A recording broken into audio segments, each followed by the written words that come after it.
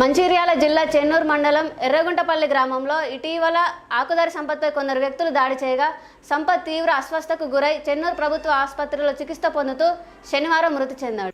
వివరాల్లోకి వెళ్తే మంచిర్యాల జిల్లా చెన్నూరు మండలం ఎర్రగుంటపల్లి గ్రామంలో 2 రోజుల క్రితం ఆకుదారి సంపత్ అనే యువకుడు ఒక కిరాణా షాప్ సమీపంలో అదే గ్రామానికి చెందిన అరుణ్, పంది మహేష్, ఎరవేణి సతీష్ యాదవ్లను అరే అని పిలవగా ఆగ్రహానికి లోనైన 3 యువకులు సంపత్పై పిడిగుద్దులతో దాడి చేశారు. ఈ దాడిలో సంపత్ తీవ్ర అస్వస్థతకి గురై చెన్నూరు ప్రభుత్వ ఆసుపత్రిలో చికిత్స పొందాడు. మెరుగైన వైద్యం కోసం మంచిర్యాల జిల్లా కేంద్రంలోని మెడిలైఫ్ ఆసుపత్రికి తరలించారు. శనివారం చికిత్స పొందుతూ రోజు మరణించాడు. మృతుని తండ్రి ఫిర్యాదు మేరకు కేసు నమోదు చేసిన పోలీసులు దర్యాప్తు ప్రారంభించారు. మృతదేహాన్ని చెన్నూరు పట్టణంలోని ప్రభుత్వ ఆసుపత్రికి తరలించి ఏసీపీ మోహన్ సమక్షంలో వైద్యులు పోస్టుమార్టం నిర్వహించారు.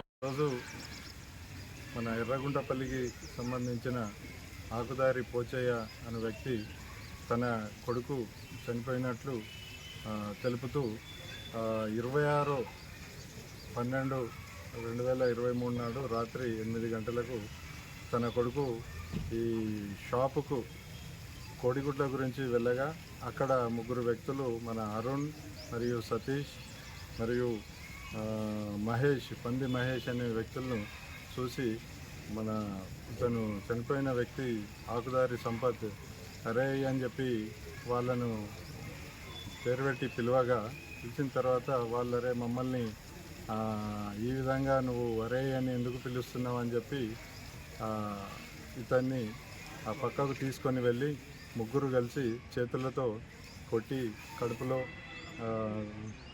శరీరంలోని వైటల్ పార్ట్స్ మీద 3 చేతులతోటి గుద్దగా ఆ రోజు మన చెన్నూరు ఆసుపత్రికి, గవర్నమెంట్ ఆసుపత్రికి తీసుకొని రాగా ఇక్కడ ట్రీట్మెంట్ తీసుకొని మళ్ళీ ఇంటికి వెళ్ళి నిన్న 29 నాడు సాయంత్రం ఆరోగ్య పరిస్థితి బాగా లేనందున మళ్ళీ గవర్నమెంట్ హాస్పిటల్కి తీసుకొని రాగా ఇక్కడ ట్రీట్మెంట్ తీసుకుంటూ ఇక్కడి హాస్పిటల్ డాక్టర్స్ మళ్ళీ మంచిర్యాలకు రెఫర్ చేసినందున రాత్రి 1 గంటకు అక్కడికి వెళ్ళి అక్కడ ట్రీట్మెంట్ తీసుకుంటూ అక్కడి నుంచి మళ్ళీ మెడిలైఫ్ హాస్పిటల్కు తీసుకొని వెళ్ళగా పూర్తిగా ఆరోగ్య పరిస్థితి విషమించి ఈరోజు పొద్దున 8 గంటలకు మన ఆకుదారి సంపత్ చనిపోవడం జరిగింది. అందు గురించి పోచయ్య చనిపోయిన అతని తండ్రి ఈరోజు కంప్లైంట్ ఇవ్వగా మేము 302 మరియు SC/ST PO యాక్ట్లో కేసు రిజిస్టర్ చేసి పంచనామా చేసి PME కూడా కండక్ట్ చేయడం జరిగింది.